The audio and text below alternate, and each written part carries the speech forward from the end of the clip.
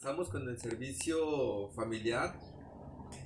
Voy a pedirles por favor que abran sus Biblias en el Evangelio según San Marcos, capítulo 5 versículo 25. Y así reza la palabra de Dios. Pero una mujer que desde hacía 12 años padecía de flujo de sangre, había sufrido mucho de muchos médicos y gastado todo lo que tenía y nada había aprovechado, antes le iba peor. Cuando oyó hablar de Jesús, vino por detrás entre la multitud y tocó su manto, porque decía: si tocare tan tocare tan solamente su manto, seré salva. Y enseguida la fuente de su sangre se secó, y sintió en el cuerpo que estaba sana de aquel azote. Luego Jesús, conociendo en sí mismo el poder que había salido de él, volviéndose a la multitud, dijo: ¿quién ha tocado mis vestidos? Sus discípulos le dijeron: ¿ves que la multitud te aprieta y dices: ¿quién me ha tocado? Pero él miraba alrededor para ver quién le había hecho esto. Entonces la mujer, temiendo y temblando, sabiendo lo que en ella había sido hecho, vino y se postró delante de él y le dijo toda la verdad. Y él le dijo: hija, tu fe te ha hecho salva, ve en paz y queda sana de tu azote. Mientras él aún hablaba, vinieron de la casa del principal de la sinagoga diciendo: tu hija ha muerto, ¿para qué molestas más al maestro? Pero Jesús, luego que oyó lo que se decía, dijo al principal de la sinagoga: no temas, cree solamente. Y no permitió que le siguiese nadie, sino Pedro, Jacobo y Juan, hermanos de Jacobo. Y vino a la casa del principal de la sinagoga y vio el alboroto y a los que lloraban y lamentaban mucho. Y entrando él les dijo: ¿por qué alborotáis y lloráis? La niña no está muerta, sino duerme. Y se burlaban de él. Mas él, echando fuera a todos, tomó al padre y a la madre de la niña y a los que estaban con él, y entró donde estaba la niña, y tomando la mano de la niña le dijo: Talita cumi, que traducido es: niña, a ti te digo, levántate. Y luego la niña se levantó y andaba, pues tenía 12 años. Y se espantaron grandemente, pero él les mandó mucho que nadie lo supiese, y dijo que se le diera de comer. Tenemos a Jesús en Capernaum. La semana pasada leíamos de cómo él había liberado al endemoniado gadareno y cómo había regresado de Gadara a Capernaum, que era cómo había atravesado el mar el mar de sur a norte de la mitad del lago del mar del lago de Kineret, de la mitad hacia arriba, cómo había pasado y llegado primero de Capernaum a Gadara, a liberar al gadareno, y luego había regresado a Capernaum. Entonces, una vez que regresa Jesús a Capernaum, al norte del lago del Kineret, o del mar de Galilea, se encuentra con un hombre que era principal de una sinagoga, llamado Jairo. Y entonces este hombre que era principal de la sinagoga le dice: Señor, ven conmigo y desciende a mi casa, porque mi hija está muy enferma, para que la sanes. Y entonces Jesús dijo: pues vamos. Van caminando con destino a la casa de Jairo, un principal de la sinagoga. Y nótese que dice que era un principal, o sea, era uno de los príncipes de la sinagoga, que administraban la sinagoga. La sinagoga no era administrada por una sola persona, como hoy las iglesias, que está un pastor como el principal de la iglesia, sino que había principales, y esos principales eran un grupo de al menos 10 personas, que eran quienes se encargaban de la administración de la sinagoga. Ellos decidían quién predicaba, se encargaban de los gastos, regularmente era gente adinerada que tenía que podía cumplir con ese privilegio. Todos querían cumplir con ese privilegio, pero no todos podían, sino solamente aquellos que tenían la economía para hacerlo. Entonces, vemos que este hombre tenía y podía administrar o ser un hombre de los que participaban de sostener la sinagoga. Y este hombre llamado Jairo, pues va con Jesús y le dice que lo apoye, porque su hija estaba enferma. Entonces Jesús decide ir con él y van en camino. Cuando iban en camino sucede el relato que se torna como central de la predicación del día de hoy. Y es que una mujer que tenía flujo de sangre ve que viene Jesús entre la multitud y esta mujer piensa para su corazón, si tan solo, o sea, viene Jesús, el Mesías, viene Jesús, si no el Mesías, cuando menos para esta mujer era el gran profeta de Galilea, aquel hombre que tenía poder y autoridad sobre los enfermos, sobre los demonios y que había hecho muchos milagros. Su fama era tan grande, dice, que lo seguían aún gente de los sacerdotes, gente de los fariseos, gente de los escribas y gente, bueno, entendemos que aún Gamaliel, que era maestro fariseo en Israel, veía con buenos ojos a Jesús. Vemos que Nicodemo, que también era de entre los sacerdotes, él vino de noche a Jesús. O sea, había mucha gente que seguía a Jesús, aunque había mucha gente también, principalmente de los sacerdotes, escribas y fariseos, que no querían que Jesús aceptara el reinado de Jesús como el Mesías. Pero había mucha gente que lo seguía, tenía mucha fama, era tan grande la fama que lo seguía una multitud a donde quiera que iba. Vemos de esa multitud de 5,000 personas que lo siguieron para decirle, hey Señor, ¿dónde estabas? Y que les dijo, ustedes no me siguen porque les di de comer hasta que se hartaron. Veíamos las semanas pasadas. Entonces va Jesús apretado por una gran multitud. Y vemos que esta mujer que estaba en medio de su grande necesidad, dice que se le acerca por atrás de entre la multitud y le toca el manto. Y cuando le toca el manto, dice que esta mujer recibe una sanidad. Tenía 12 años gastando dinero en médicos, gastando dinero en personas que de una u otra manera conocían de remedios, de hierbas. Y vemos que aún el predicador, el evangelista e investigador Lucas dice que él tenía por profesión no solamente investigador, sino que también era médico. Dice Pablo, le saluda Lucas, el médico amado. Entonces esta mujer ya había recurrido a hierberos, a gente que de su tiempo era conocido como médico, pero no eran médicos como hoy, que cargan su estetoscopio, que te recetan medicamentos, pastillas, sino que eran médicos que te hablaban de hierbas, de remedios caseros, y que conocían cómo curar, pues en este caso, pues las enfermedades que había diarrea, y había muchas enfermedades, inclusive utilizaban el colirio para curar los ojos. Entonces habían remedios para curar y los utilizaban estos médicos. Sin embargo, vemos que la hija de Jairo estaba enferma y siendo una persona pudiente económicamente, al grado de poderse encargar económicamente de una sinagoga, de administrarla, él no encontró quien le pudiera curar a su hija y ahí van.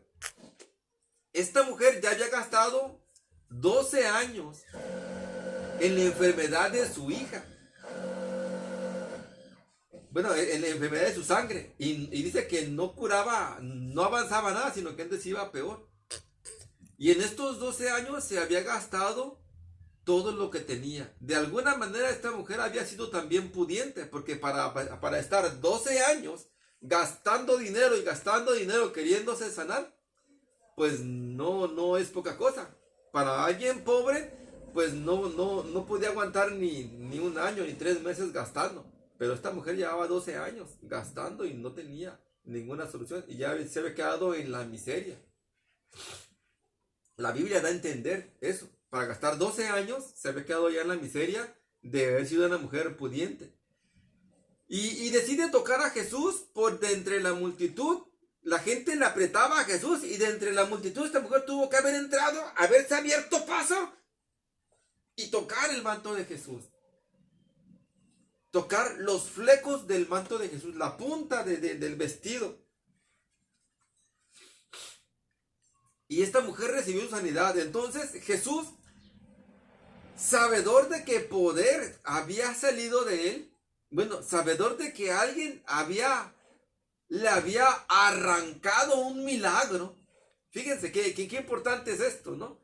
Porque a pesar de que mucha gente rodeaba y apretaba a Jesús para caminar en el camino, nadie estaba obteniendo absolutamente nada más de que las enseñanzas de Jesús. Pero esta mujer tenía tan necesidad y tanta fe que fue capaz de arrancar. Dice la escritura que muchos caían, que Jesús no podía andar abiertamente porque muchos caían sobre él para abrazarlo. Porque cuando lo abrazan, le aventaban encima, aún el contacto recibían su milagro. Dice la Biblia que aún cuando el apóstol Pedro caminaba, dice que ponían los enfermos para que al menos la sombra de Pedro cayera sobre ellos y que eran sanados. Dice la Biblia que aún del apóstol Pablo los sudarios, la ropa que él se ponía, se la llevaban y la ponían en los enfermos y en los endemoniados y estas personas eran liberadas. Para muchos este es un acto de fanatismo o de idolatría, de una falsa fe. Pero de alguna manera vemos que Jesús, y que en este caso Dios, a través del apóstol Pablo, a través del apóstol Pedro, a través de sus diferentes siervos, dice que Dios de una u otra manera honra esa fe idolátrica como muchos la denominan. Una fe en la que la gente pone y deposita su fe en el manto de Jesús, en el que de alguna manera la gente deposita su fe en los sudarios del apóstol Pablo. De alguna manera la gente deposita su fe en la sombra del apóstol Pedro. O sea, es una fe grande, pero de una u otra manera, aunque sea una fe idolátrica, rendiéndole una cierta veneración, un cierto respeto, una cierta confianza, tanto en el manto, o en los sudarios, o en la sombra de Pedro, la gente recibe un milagro de parte de Dios. Yo no puedo ponerle trabas a Dios para que Él haga la obra de la manera que Él la quiere hacer. Lo cierto es que he escuchado comentarios en los que dicen que es una fe de idolatría, pero de alguna u otra manera Jehová Dios honra esa fe y esta gente recibe su milagro. De alguna manera hay gente que predica en los púlpitos y que les dice y que manipula la mente de las personas para que motivar una fe, una confianza en las personas para que reciban un milagro de parte de Dios.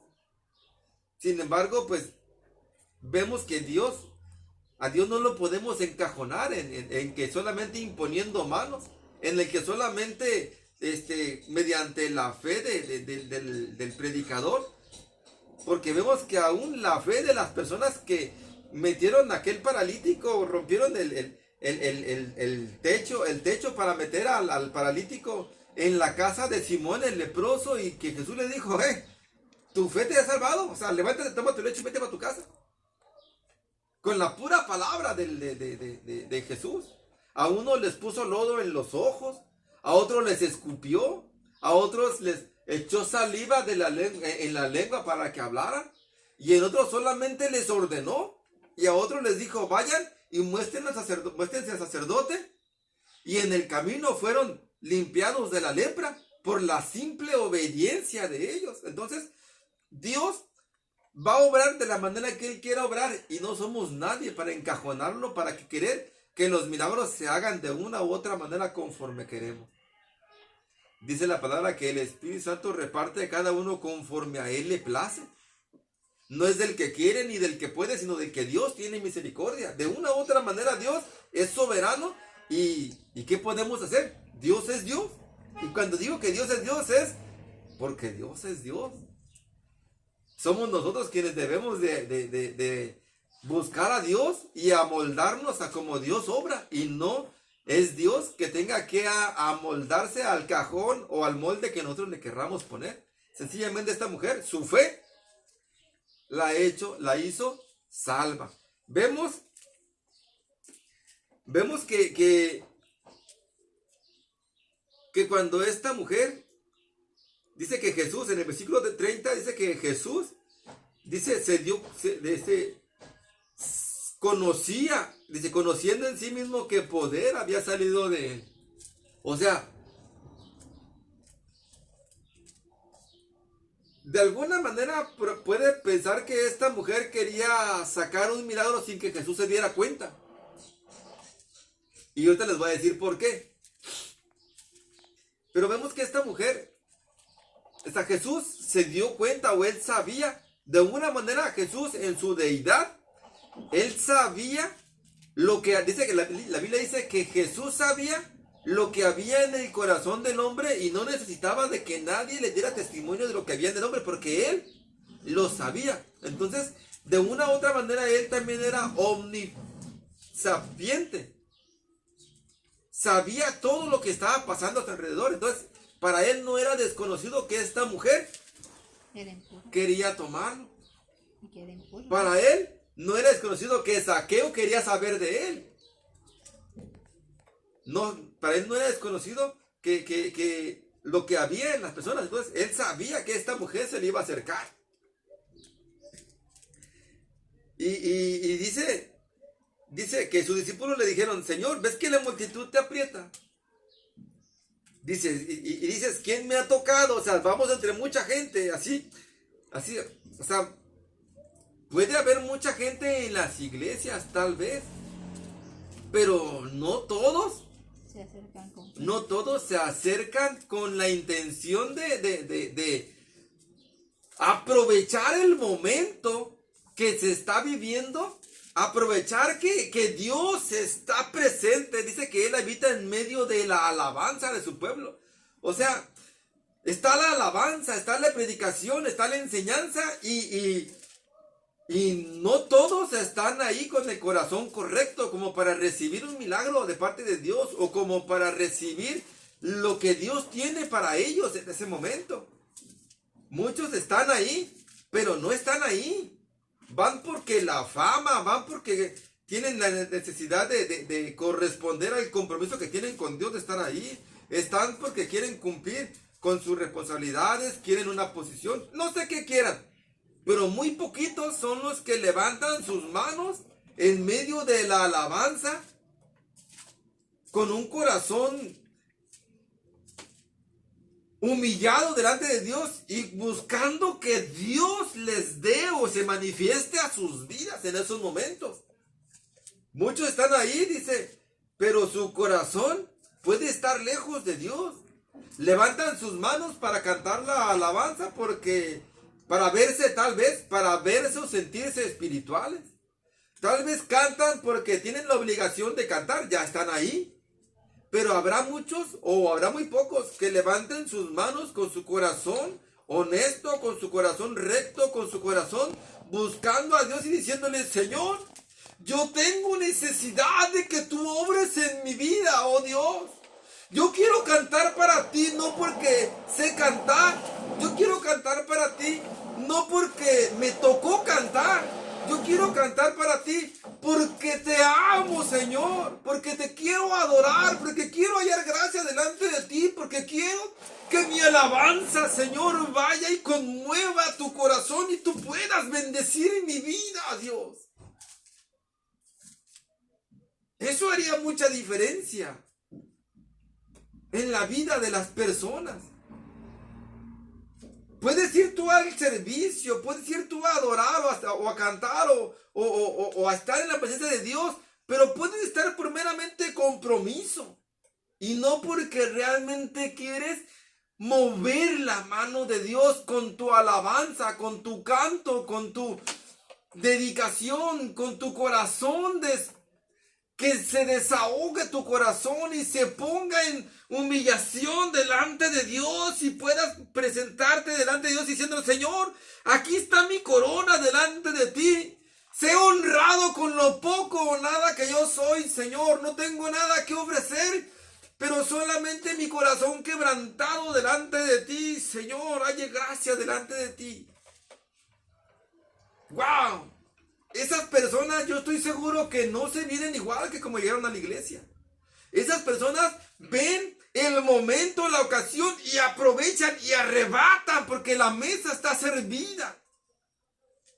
Pero de nada sirve que la mesa esté servida con todos los manjares delicados preparados por Dios para su pueblo si el pueblo no los toma.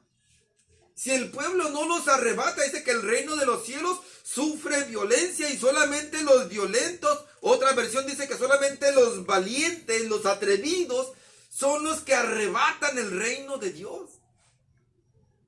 Dios tiene grandes beneficios para el pueblo, pero el pueblo muchas veces se muestra indiferente a esos beneficios y no arrebata la bendición.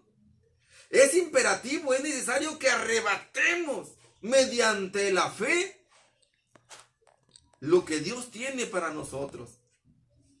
Que nuestro sí sea sí, pero que sea un sí que venga desde acá, desde adentro, en el que un corazón, dice, contrito o arrepentido y humillado, Dios no lo desecha, sino que antes bien dice Jehová Dios que el corazón contrito y humillado es el que haya gracia delante de él.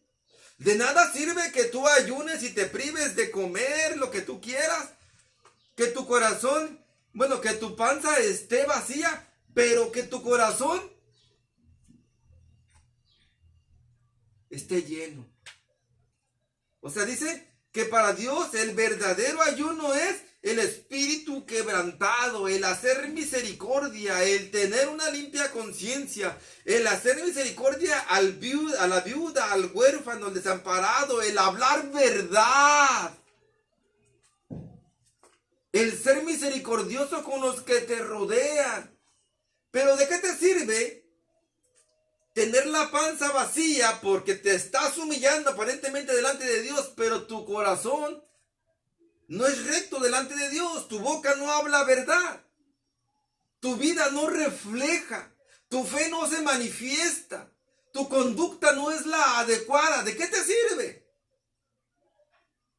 Es importante que arrebatemos, que nuestro espíritu, alma y cuerpo se encuentren irreprensibles delante de Dios, con un espíritu correcto delante de Dios. Fíjense cómo dice en Pedro y Juan: Señor, esta gente no nos oyó, no nos recibió. ¿Quieres tú que mandemos que descienda fuego del cielo y que los consuma? Y le dice Jesús: hey, espérate. Tú no sabes de qué espíritu eres. Yo no vine a perderla o a condenar. Yo vine a salvar. Yo no vine a destruir. Yo vine a salvar. Ve y comprende lo que significa misericordia quiero y no sacrificio. Mejor es la misericordia delante de Dios, el espíritu recto, el espíritu decidido a honrar a Dios, que lo que puedas tú abstenerte o sacrificarte, creyendo que con ello recibirás algún beneficio delante de Dios. Vemos a esta mujer que se acerca de entre la multitud necesitada y obtuvo su milagro. Acerquémonos pues delante de Dios,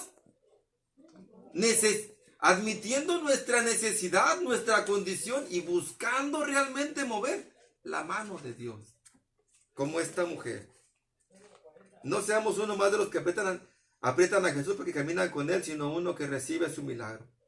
Y dice, cuando Jesús entonces dice, pues ¿quién me ha tocado? No que Jesús no supiera, sino que él quería tener un momento con esta mujer. De diálogo. Ahora dice que entonces la mujer, temiendo y temblando, o sea, esta mujer tenía miedo y estaba hasta temblando de miedo por lo que había pasado. O sea, ciertamente se sabía sana, porque dice que ella sintió la sanidad cuando lo tocó. Entonces, esta mujer ya estaba sana, pero había incurrido en un delito. Siendo una mujer que tenía flujo de sangre, era una mujer considerada inmunda. Y todo aquel que tocaba a alguien que era inmundo, se hacía inmundo. Entonces esta mujer temía que Jesús le dijera: ¿por qué me tocaste estando inmunda, mujer? ¿Por qué? ¿Por qué te atreviste tú a tocar a esta multitud por medio de la cual pasaste, haciéndolos inmundos a ellos y también haciéndome inmundo a mí, mujer? ¿Por qué era inmunda? Acompáñenme por favor a Levítico capítulo 15. Levítico capítulo 15, pongan una marquita ahí donde nos quedamos. Y vamos a Levítico capítulo 15, versículo 25, donde están las leyes que te hablan de las personas que eran inmundas y lo que tenían que hacer para poder ser declarados ya no inmundos, sino limpios. 15:25 dice: y la mujer, cuando siguiere el flujo de su sangre por muchos días. ¿Cuántos días tenía esta mujer con flujo de sangre? Tenía 15 años. 12 años. Entonces tenía 12 años con flujo de sangre, dice. La mujer, cuando siguiere el flujo de su sangre por muchos días, fuera del tiempo de su costumbre, o sea, 7 días, y cuando tuviere flujo de sangre más de su costumbre, todo el tiempo de su flujo, ¿será qué? Inmunda. Inmunda. Esta mujer estaba, como quien dice, reglando. No dejaba de reglar. Y era inmunda. Dice: será inmunda como en los días de su costumbre. Toda cama en que durmiere, todo el tiempo de su flujo le será como la cama de su costumbre. Y todo mueble sobre el que se sentare será inmundo. Y toda la impureza de su como toda la impureza de su costumbre, dice. El 27 dice: cualquiera que tocare esas cosas será inmundo junto con ella. Y lavará sus vestidos, y asimismo se lavará con agua, y será inmundo hasta la noche. Y cuando fuere libre de su flujo, contará 7 días, y después será limpia la mujer. Básicamente, no voy a seguir leyendo, pero básicamente, esta mujer, por tener un flujo de sangre, por seguir reglando, dice que la mujer cuando reglaba era inmunda por 7 días. Los 7 días que dura la regla en la mujer. Y dice que si la mujer seguía reglando más tiempo, el mismo tiempo que ella seguía siendo inmunda.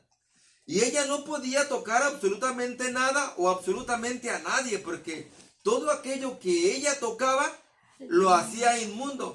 Y todo aquel que tocaba lo que ella había tocado se convertía en inmundo. Y tenía que salir del campamento todo el día y hasta la noche, lavarse y entrar al campamento ya era limpio. Entonces, por regla general, todo aquel que tenía alguna enfermedad contagiosa o que era inmundo, cuando la gente se acercaba a él, él tenía que decir: ¡inmundo! ¡Inmundo! Para que las personas que estaban a su alrededor no se acercaran a él y no se contaminaran. Si la persona no decía inmundo, inmundo, para que la gente no se acercara, entonces, al saber la gente que se había contaminado y que esta persona no había avisado que era inmundo, entonces tenía que ser apedreado. Tenía que pagar con su vida. Entonces, no por nada esta mujer temblaba de miedo. Se encontraba en una gran necesidad. Y cuando fue descubierta por Jesús, que era un maestro reconocido, muchos lo consideraban como maestro, le dio miedo y temía por su vida.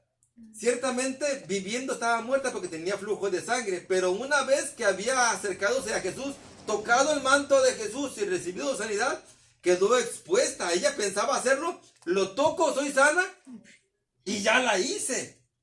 Adiós. O sea, nadie dio nada, nadie supo nada. Adiós. Sin embargo, Jesús dice, ¿quién me tocó? Entonces ella ya se vio expuesta. Y al ser expuesta dijo, chin, ya me descubrieron, me van a apedrear estos.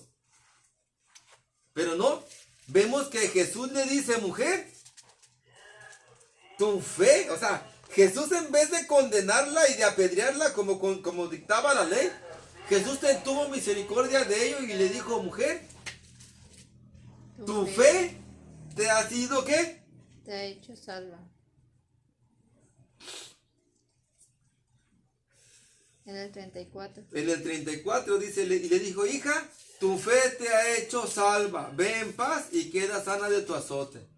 Cierta ocasión escuché que alguien en una predicación dijo que Jesús, cuando le dijo, mujer, tu fe te ha hecho salva, dice que dijo esta persona que Jesús le había dado la salvación, que no solamente había recibido sanidad, sino que también había recibido salvación.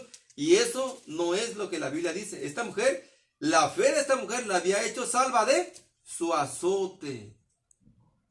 No había recibido la salvación.